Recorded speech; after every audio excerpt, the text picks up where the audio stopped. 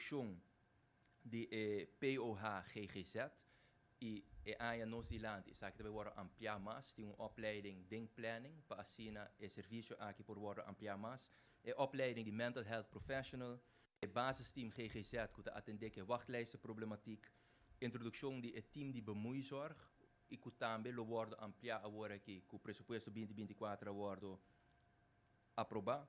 Botin stichting junto é parte infraestrutural que tem hopi inversão na todo lugar, edifício novo na Dakota, que na final do dia também vai percorrer que cuido a que vir mais acessível, na por brindar mais serviço, mas também tem hopi renovação na todo lugar na Centro Colorado, que outra área nós lo percorrer também para lançar essa aqui, caminho também e cuido tá mais acessível, ela vai ampliar com mais adicto na ambulante por raia e cuido com antigo mester que não na Centro Colorado.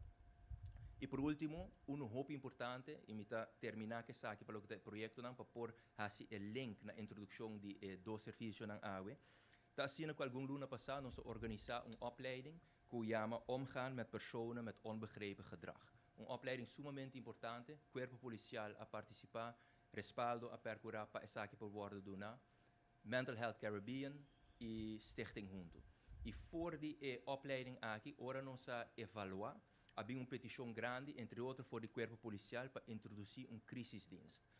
E no mesmo momento também vim para diante que nós vamos introduzir kind- en jeugdvakteam. E a é essa que vira uma realidade. De como essa que é importante, para sobre agora aqui, você vai ter praticamente 24 horas por dia, time de profissional disponível para por brindar cuido e cuido ambulante. E obviamente, o benefício de essa que está, que você vai ter melhor cuido e melhor trato para o paciente que tem mestre de essa que, por exemplo, o corpo policial não lo mestre transportar uma pessoa mais para spoedeisende hulp e que toda consequência na que essa aqui por 3 segundos, agora aqui não lo pode assistir door time de profissional que te brinda e cuido na sítio que a pessoa aqui está. E porta na sua casa, e porta, por exemplo, ribacaia, e porta dentro da cela de polícia, ora a pessoa chega. E essa aqui está muito importante, na primeiro lugar, a maneira de indicar para o melhor cuidado que está a brindar ao paciente, o melhor trato que está a brindar, mas muito importante também, é também percorrer para mais segurança para o paciente, mas também, obviamente, para o agente policial.